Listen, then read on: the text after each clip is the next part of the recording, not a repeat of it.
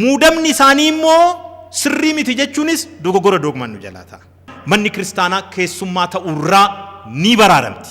Episkooposonni muudaman kuni yoo aangoo isaaniitirraa haa bu'an jedhame dogoggora doogmannu jalaata. Waliigalan alaagalan sana dhabna. Alattafuu dandeenya. Ni araaramnaa jedhanii sanada walta'iinsaa kana isaan iyyuu mallatteessuun isaanii nuuf progresii guddaadha. Oromiyaa irratti gaafiin tajaajilaa ni jira. Afaan Amaariffaatiin qofaadha kan inni barsiisu. Afaan Oromootiin barnoota laachaa hin jiru. Miliyoona 35 jechuun in cash. Abbummaa abbootii keenyayyuu hin fudhannee turre. Warri nuun mormaa turan. Kallattiidhaan fe'amee Xaqilaa Beeta Kinatiitu akkaawuntii isaa keessatti kaa'a malee even biyyoota lallabaa miti sadarkaa aanaatti Phaaphaasiin ni barbaachisaadha kan jechaa jiru. Qabsoon dhaabbate jettanii yoo yaaddan dogoggortaniitu.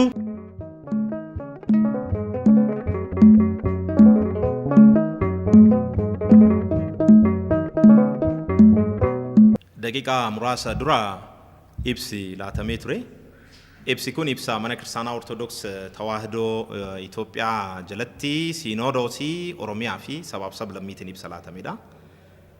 Bu'uura hubattaniin xiyyeeffannaan ibsichaa guraandhala 8 bara 2015 abbootii keenya fi kaayyoo nuti itti kaane kanaan immoo sirrii miti jedhanii abbootii nu morman gidduutti sanadni walta'iinsaa qophaa'ee ture.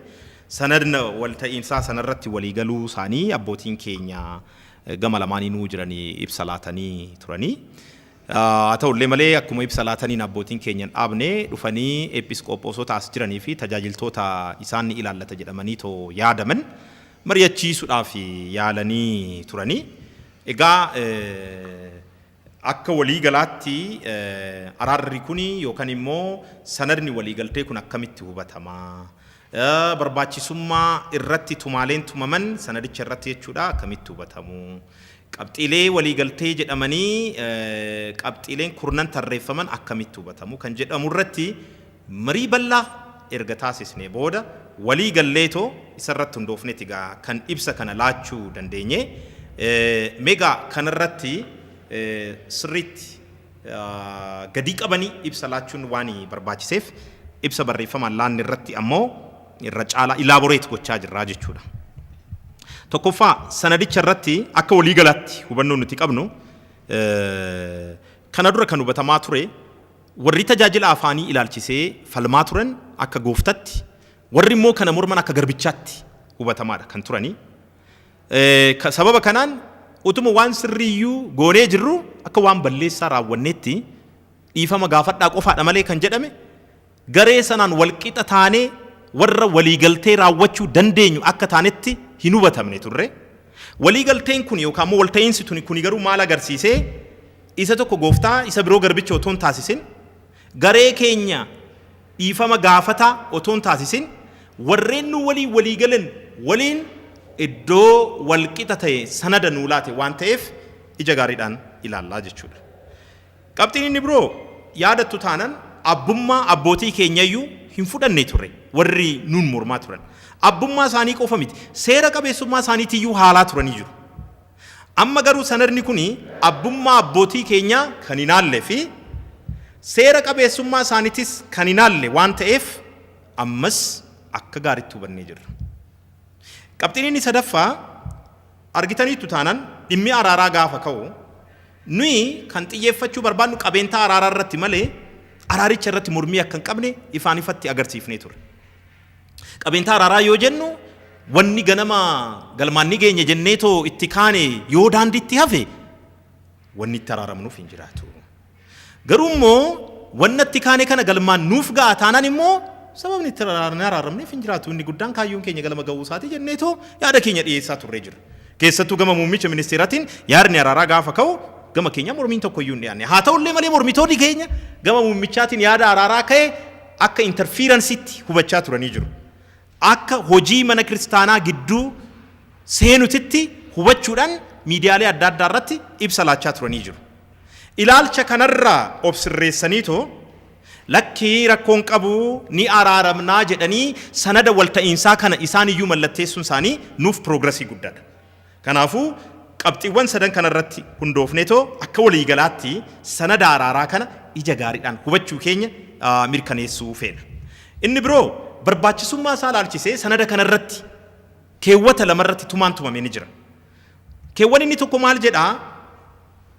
Waliigalteen kun yoo taasifame tokkummaa mana kiristaanaa fi tokkummaa biyyaa waan cimsuu fi adda addummaa waan balleessuuf akkasumas tajaajilicha waan babal'isuuf daandii kana hordofuun akka barbaachisu ni tuma. Barbaachisummaa irratti keewwan ni tumame jechuudha.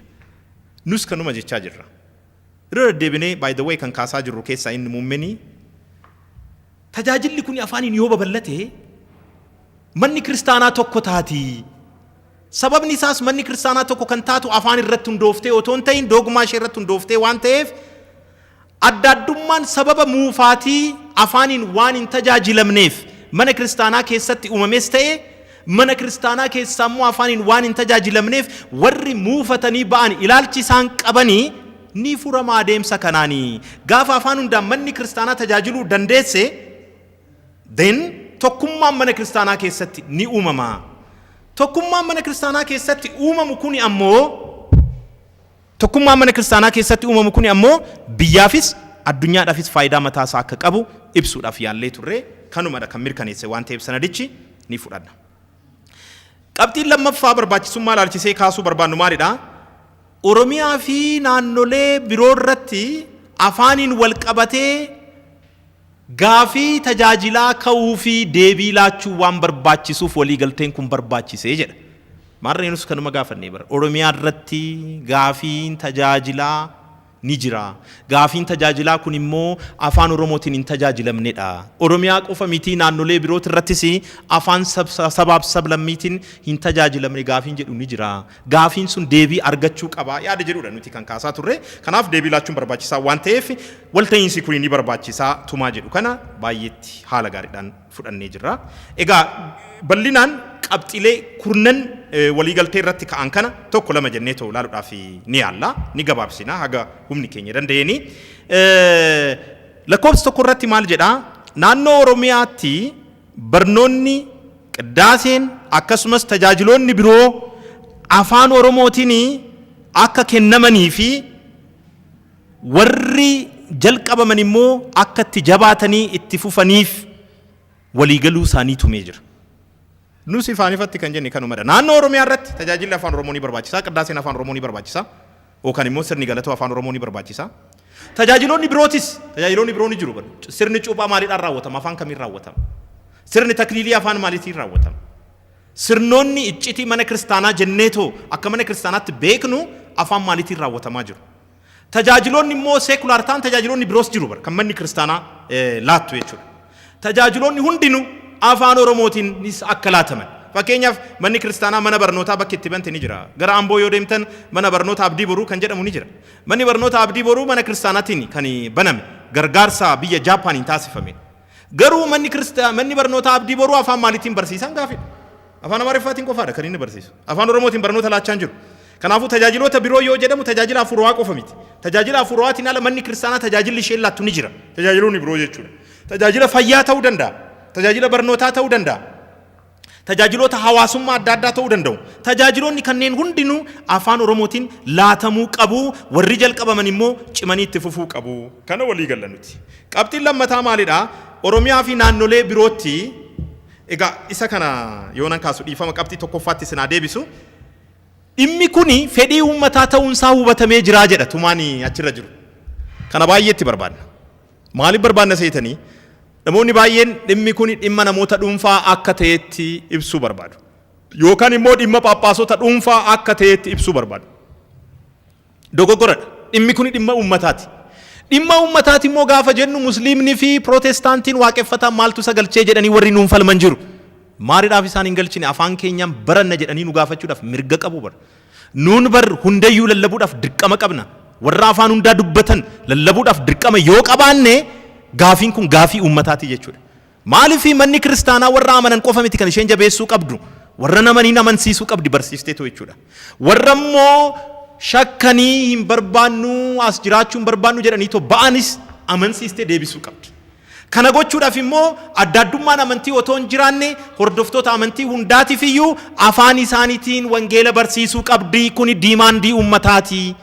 Kana qofa miti. Public interestiin jiraachuu isaa wanti agarsiisu. heera mootummaa wanna jedhamutu jira. Fakkeenyaaf akka naannoo Oromiyaatti heerri mootummaa naannoo Oromiyaa afaan hojii mootummaa naannoo Oromiyaa afaan Oromooti jedha. Afaan barnootaas afaan Oromooti akka naannoo Oromiyaatti jechuudha. Afaan isaaniitiin namoonni barachuu barbaadan kaan akkuma eegamanitti ta'ee majooritiin afaan Oromootiin kan inni baratu naannoo Oromiyaa irratti jechuudha. Kanaafuu kun public interestidha jechuudha. Uummanni naannoo sanaa afaan kootiin haa dubbatamu. Valuesiin kiyyaa, duudhaan kiyyaa hubannoo keessa galuu qaba. Aadaan koo, eenyummaan koo, gadaan koo bifa hin miidhamneen wangeelli lallabamuu qabaa jedheetoo gaafachaa jira uummanni kun jechuudha. Kanaafuu it's public interest. Public interestiin kun heera mootummaarraa ni madda. Public interestiin kun immoo fedhii uummataa jechuu kooti public interest oonan jedhu moralii hamilee uummataarraas ni madda.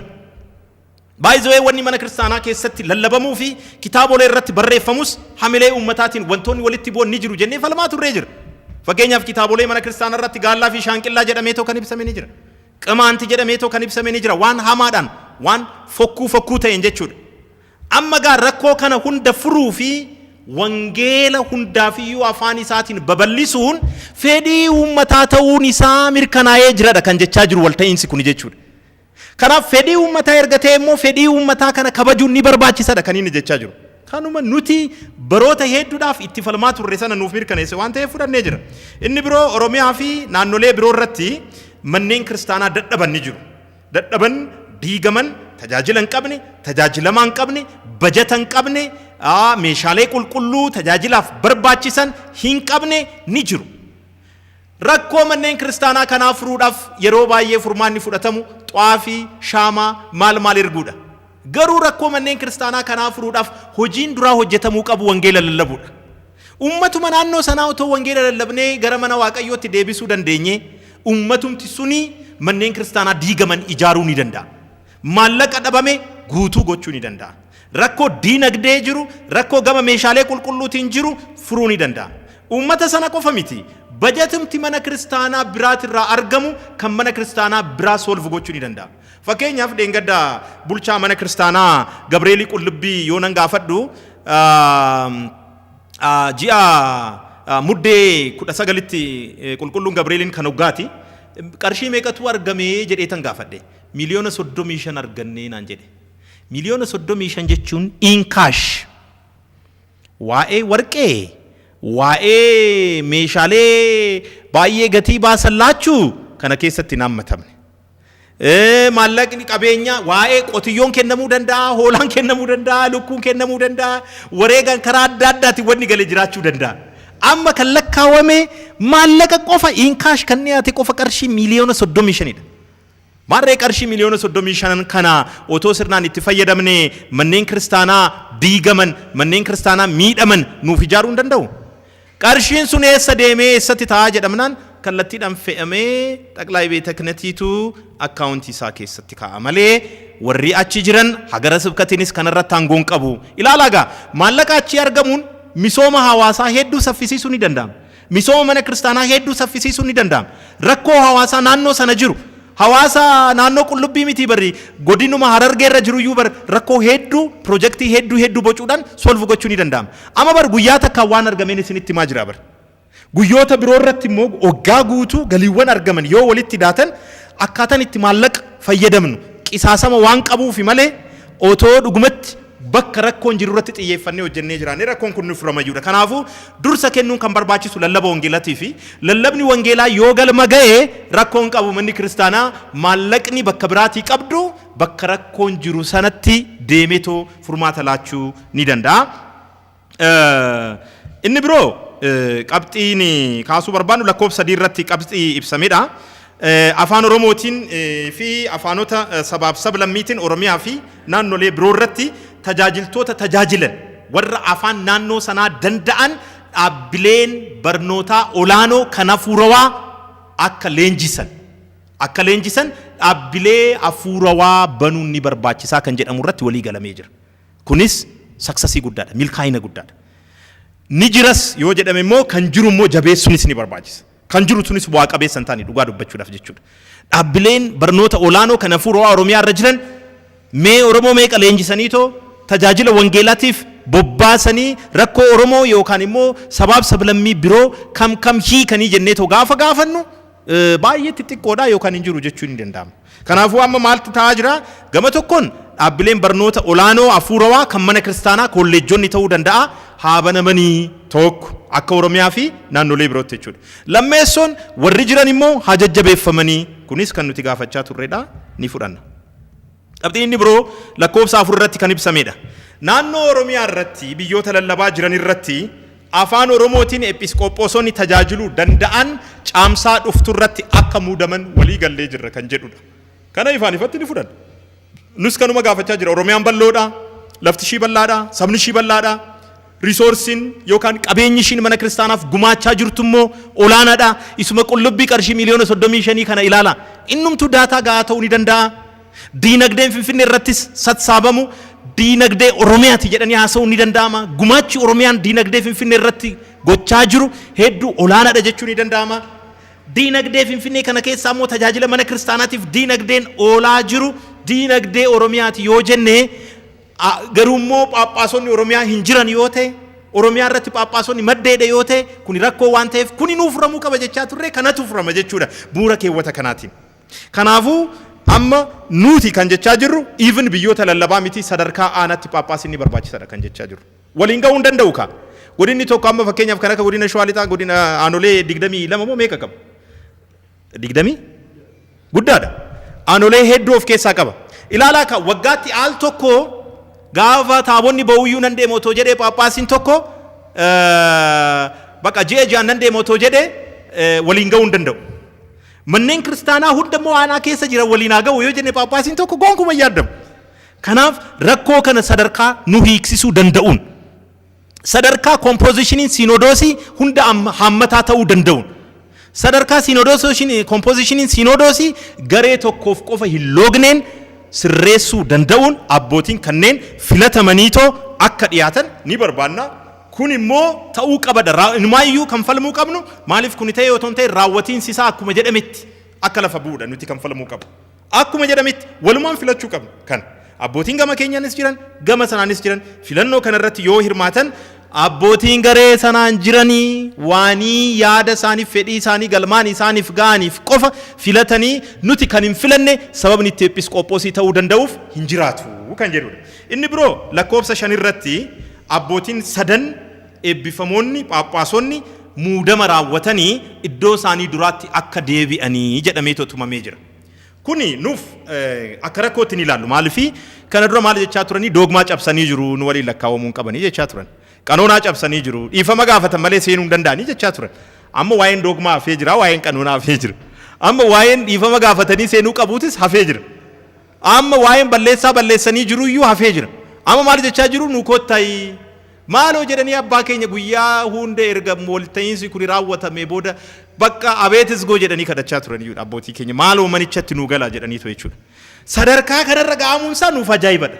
Sadarkaa balaaleffannaarraa lakkii wanni ta'e hin jiru aangoo keessaniin hojii keessaniin tajaajila keessaniin itti fufuu ni dandeessu mana keessanittis jiraachuu ni dandeessu jedhameetu murtaa'uun isaa nuuf injifannoo guddaadha. Akkamiin immoo abbootii episkooposota kana waliin hariiroo qaban ilaalchisee itti fufuu danda'u kan jedhu mari'achuudhaan kan raawwannu ta'a jechuudha. Dhimma miidiyaadhaaf ibsinu hin ta'uu jechuudha. Inni biroo lakkoofsa 6 irratti abbootiin episkooposonni muudaman ilaalchisee abbootii episkooposota muudaman ilaalchisee kan murtaa'e akka walii galaatti yaadicha ni fudhan. Irra deddeebi'ee ibsee jira afaan Amaariffaatiinis dhugaa dubbachuudhaa fi waliigaltee kanarratti wantoota tumaman keessaa kan nuti hin fudhanne hin jiru. Garuu lakkoofsa 6 kanarratti episkooposonni muudaman kuni yoo aangoo isaaniitirraa haa bu'an jedhame dogoggora doogmaan nu jalaa ta'a. Erga bu'anii booda immoo amma immoo irra deebi'anii haa muudamanis yoo jedhame dogoggora doogmaan nu jalaa ta'a. Muudamni isaanii immoo sirrii miti jechuunis dogoggora doogmaan nu jalaa ta'a. Gama tokkoon immoo qabeentaa waliigaltichaa akka waliigalaatti fudhannee jirran isiniin jechaa jira. Kanaaf amma rakkoo doogmaa kana akkamitti yaa hiiknudha nu biratti ijoo dubbii kan ta'e jechuudha. Rakkoo doogmaa kana hiikuudhaaf mari'achuu qabna. Baanee waliigaltee kanas hin morminu fudhannee jirra yaadicha isaa. Garummaa kuni mariidhaan abbootiin lamaan wal ga'anii maalifi kuni faayidaa waloo mana kiristaanaati. Manni kiristaanaa tuni kan waliiniiti yoo jenne doogmaan kun yoo cabe mana kiristaanaa tanaaf seenaa see keessatti seenaa gurraacha waan ta'uufi doogmaa kana eeguun warreen nu morman irraas kan eegamu waan ta'eefi teenyetoo gadi qabnee irratti mari'annaa akka walii galaatti garuu qabxii lakkoofsa 6 irrattis ibsame irratti wanta kee guutumaan guututti fudhachuu keenya ibsuun barbaada. Inni biroo lakkoofsa 7 irratti kan ka'e ni jira. Dhimma bulchiinsaa, dhimma faayinaansii, dhimma ramaddii, dhimma qaxarrii hojjettootaa ilaalchisee rakkoo jiru.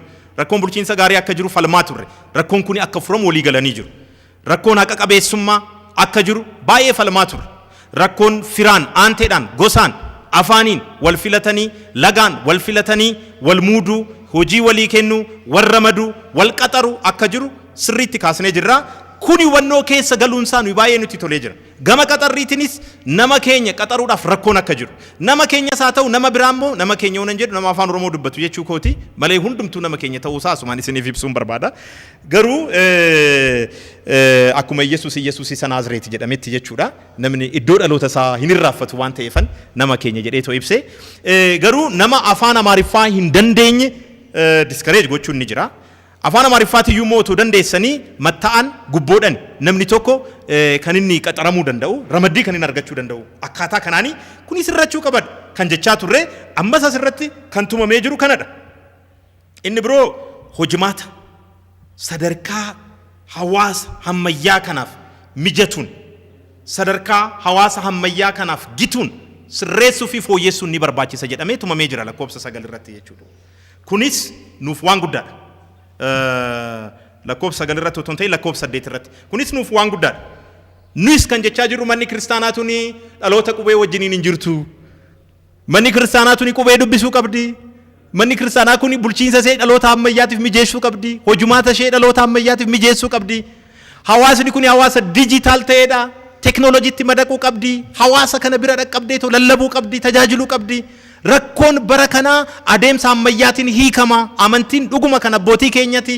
Doogmaan dhuguma kan abbootii keenyati. Bulchiinsi garuu akka barichaatti. Kanaaf akka baraatti buluu qabdi bataskaanni jennee falmaa turree jirra. Gaafii kanadha kan deebi'ee kanas ni fudhanna. Inni biroo lakkoofsa 9 irratti akka yaadachiisaatti wanni ka'ee jira. Wanna jaalala balleessu. Wanna jibba lallabu. Wanna adda addummaa bal'isu. Wantoota akkanaarraa of qusachuu qabnaa kan jedhudha. Nuyi kana ni barbaanna. Duras waamicha dhiyeessaa turree jirra. Otoo walta'iinsi kunis hin uumamin dura jechuudha. Namoonni baay'een jibbaan kan Sinodoosii Oromiyaa fi sabaaf sablammii balaaleffachaa turan malee dhuguma wanni isaan gaafatan maalidha kan jedhu ni ilaalle. Namoonni kaan immoo misliid ta'anii jiru warreen isaan hooggananii. Kanaaf jibba kana keessaa haa baanu. Olaantummaa namaatiin amanuu hin qabnu. Walqixxummaa yaadaatiin amanuu qabna. Walqixa walaa dhaggeeffannu. Mirgi dhaga'amuu nuuf haa laatamu. Nus carraa argannu. Nus mirga qabna. Nus nu ilaallata. Nus waa ta'e jechuu qabna jenneeti kan nuti falmaa turre jechuudha. Ammas jaalalli haa dhufuudha kan jechaa jiru ni. Gama warra nu mormaniitiin ammas balaaleffannaan kun cimeetootti fufee jira. Walii galtee kanaaf hiikaan taane ilaachuun cimeetootti fufee jira. Kuni garuu rakkoo nutti uumaa. Ammas gamanuma akka sirrachuu qabu waamicha dhiyeessuu barbaanna. Qaamni ilaallatu kana nu dhagayeetu akka nuuf sirreessu waamicha dhiyeessuu barbaanna. Jibbiin barbaachisu kan lallabnu wangeeladha, kan lallabnu jaalaladha, kan lallabnu walii galteedha, kan lallabnu nagaadha. Jibbaan wanti nuti gaafanne hin jiru nuyi duras yaaduma qofa kaasnee ammas akkasumaan itti fufna. Warri nu morman garuu akkaataa kanaan adeemsi isaan ittiin adeemaa jiran dhaabbachuu qaba. Labsiin waraanaa dhaabbachuu qaba. Labsiin wal balaaleffannaa kanumaan haa dhaabbatu. Uummanni keenya nagaa haa argatu. Sabni biyya kanaa nagaa haa argatu jenneeti kan nuti falmaa jirru. Egaa gama kanaanis walta'iinsa godhamee onnee guutuudhaan fudhannee jirra. Lakkoofsa 10 irratti maaltu ka'ee qorumsoota amma nu qunnaman kana akka carraa gaariitti fayyadamuu akka qabnudha. Yaadni kan ka'e nus akkasuma jenna. Waaqayyo kan jaalatanii fi akka hayyama isaatti warra waamamaniif wanni hundi gaariidhaaf akka ta'e ni amanna nutis. Wanni amma uumame kuni gaariidhaaf akka ta'e. Nuyi eenyuudhaan wal loluu barbaannee miti. Garuu akka lolaatti warri nu jalaa lakkaan jiru. Oromoon immoo namni amma wal jibbeen amma wal lolee wal jaalataa jedheetu mammaaka. Amma kana dura nu jibbanii fi nu balaaleffataniin nuuni akka jaalatan waamicha isaanii dhiyeessina. Gama keenyaanis hanqinni yoo jiraate immoo hanqinoota keenya furuudhaaf nuti qophiidha. Nu immoo gonkas jechuu hin dandeenyu. Namni dogoggoruun isaan oolu dogoggoroota keenya sirreeffannee akka carraa gaariitti fayyadamna. Carraan gaariin kun maalidha? Wangeelli afaan hundaatiin ni babal'ata. Carraan gaariin kun maalidha? Manni kiristaanaa keessummaa ta'urraa ni baraaramti. Carraan gaariin kun maalidha? Manni kiristaanaa kan hundaa ni taati dhalootaaf itti fufti. Hundumtuu abbaatti ta'a. Adeemsa kanaan dhugumatti yoo deemne hundumtuu qeesaatti mana kiristaanaa ni kunuunsa. Carraa gaariidha kuni. Kanaaf kan akka carraa gaariitti itti fayyadamne wangeela babal'isuudhaaf mana kiristaanaa babal'isuudhaaf itti fayyadamuu qabna kan jedhudha. Egaa dhumarratti abbootiin keenya kan kaasan maalidha? Kana hunda yoo jennu amma araarri bu'e yoo jennu xumurame jechuu keenya miti. Qabsoon reefu jalqabame. Kanaaf fixne dhimma qabsoo Sinodoosii Oromiyaa fi sabaaf sablammootaa kana booda uumaa ajandaa of harkaan qabnu yoo jettan dogoggora guddaa dogoggortanii jirtu. Bu'uura walta'iinsaatiin raawwatame moo hin raawwatamne jedhee hawaasni kun akka nuun falmu barbaanna. Uummanni kun chaalenji akka nu godhu barbaanna. Bu'uura waliigaltichaatiin raawwatame moo hin raawwatamne maaltu maalirra ga'e amma gaa walta'iinsatu yaadame malee yookaan immoo walta'iinsa kanarratti qabxiiwwan kanneen irratti waliigalame malee raawwii isaatiif qajeelfamni ni barbaachisa. Kun hin raawwatamne ganaadha. Qabxiiwwan hundumtuu akkaataa itti raawwatu ilaalchisee ibsa adda addaa ibsa babal'aa barbaadu. Istirateejii babal'aa barbaadu. Karoora babal'aa barbaadu. Qajeelfama qofa miti. Kanaaf kanneen raawwachuudhaaf gadi buusuudhaaf hojii bal'aa barbaadu. Qabxiiwwan kurnan ibsaman keessaa qabxii lamaan ala qabxiiwwan kaan ammaa jalqabamee kan raawwachuu danda'anidha. Tajaajila afaan Oromoo lafa qabsiisuun, lallabaa leenjisuun, luboota leenjisuun, dhaabbilee barnootaa banuun, kan jiran jajjabeessuun ammuma jalqabama. Dhimma muudama phaaphaasootaas ilaalchisee caamsa irratti phaaphaasonni muudamu malee filannoon garuu har'umaa jalqaba. Eenyutu ta'a? Akkamaa ta'u? Kiraayiteriyaa maalii fayyadamnu? Akkamitti adeemnu Oromiyaa irraa episkooposota biroo dabaluudhaaf kan jiranii miti bar. Kan jiran irratti iyyuu bar kan biraa dabaluu qabnaa jechaa jira bar walta'iinsi kun jechuudha. Kun hojiin isaa har'uma jalqabamuu qaba. Gara hojii tarrumaa jalqabeeti kan seenu. Akkamitti raawwatamaa jira kan jedhu miidiyaadhaan adeemsa isaa dabareedhaan kan isin beeksifnu ta'a jechuudha. Haga sanatti garuu isin obsaan nu eegaa maalirra geessan jettanii akkuma amma nu gaafattanitti akka nu gaafattan barbaanna. Kanaafuu adeemsa keessa isin beeksifna. Haga amma ibsa otoo laatiin turuu keenyaaf dhiifama guddaa isin gaafanna. Namni baay'een cinqamee kan naa bilbilee jira. Kan naaf barreessee jira. Obboleewwan birootiifis kan barreessaa bilbilaa ture ni jira. Baay'ee akkan waliin dhiphattan ni beekna. Nuun ammoo ibsa kennuu keenyaan dura mari'achuu qabna dhaaba jedhu qabanneerra. Otoon mari'atin yoo baane waliigalan alaagalan sana dhabna. Alatti hafuu dandeenya. Adda addummaan nu gidduutti akka uumamu hin barbaannu. Tokkummaadhaan kan kana galmaan geenyu. Ani bayee yookaan namni tokko bayee tootoo ibsa kennee ibsa inni kenne sana immoo Sinodoosiin Oromiyaa fi sabaaf sablammootaa hin fudhadhu yoo jedhe rakkoo biraatu uumama. Jeequmsa biraatu uumama. Qabsoo jalqabne kana immoo karaatti nu jalaa hambisa. Kanaafuu dhimma kanarratti waliigaluu qabna jennee waliigaluudhaaf immoo mari'achuun barbaachise. Mari'annaan immoo yeroo gabaabaa keessatti hin xumuramne. Kalee haga galgalaatti ibsanii kennina jennee yaadnee turre hin milkoofne haga galgalaatti mari'achaa turre.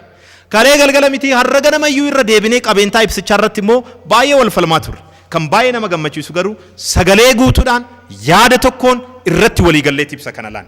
Tokkummaa keenya immoo eeguun itti fufiinsa qabsoo kanaatiif wabii waan ta'eef sababa kanaan isin jalaa barfannee dhiifama isin gaafannaa fuulduratti immoo haga humni keenya danda'etti yeroodhaa yerootti dhimmoota ibsitti laatamu irratti yookaan immoo odeeffannoon isinii laatamuu qabu irratti kan isiniif kenninu ta'a nu waliin ta'a. Tajaajilli keenya itti fufa, lallabni wangeelaa keenya itti fufa. Yeroon kun yeroo soomaati, sooma guddaa kana jalqabaa jirra. Soomni kun sooma Yesuusiti. Sooma kanarraa eebba argachuu qabna. Sooma kanaan immoo gaafiin keenya Waaqayyoodhaan akka nu deebi'u gochuu qabna. Gaafii keenya kan nu deebise Waaqa jennee tamanna. Gaafii kanas kan gaafate Waaqa jennee tamanna. Namni raawwaturree namoota raawwatan kanarra kan buleetoo hojjete Waaqayyoodha jenneetu amanna. Ammas gaafiin keenya kun karaatti akka nafnee fi wanni jedhame akka lafa qabatuu fi akka galma ga'u kadhachuun, waaqeffachuun, jilbeeffachuun, soomuun baay'ee barbaachisa. Kanaaf yeroo soomaa kana miis gochuun qabnu ittiin fayyadamuu qabna. Gama keenyaanis miidiyaalee adda addaatiin YouTube'dhaan, televezyiiniidhaan lallaba wangeelaa isiniif dabarsina, tajaajiloota hedduu isiniif dabarsina. Manneen kiristaanaa adda addaattis deemne toommoo yaa'iiwwan adda addaa qopheessuudhaan yaa'ii achi jiruun uummata achii tajaajiluudhaan alammoo miidiyaadhaanis kan isiniif dabarsinu ta'a. Nu faana ta'a, quba nu qabaadha. Amma gaa jiini lamaanii fi sadan kun ji'a hojii cimaa keessatti seennuudha. Please qabsoon dhaabbate jettanii yoo yaaddan dogoggortaniitu nu waliin ta'an affeerraa keenyadhaa horaa bulaa deebana.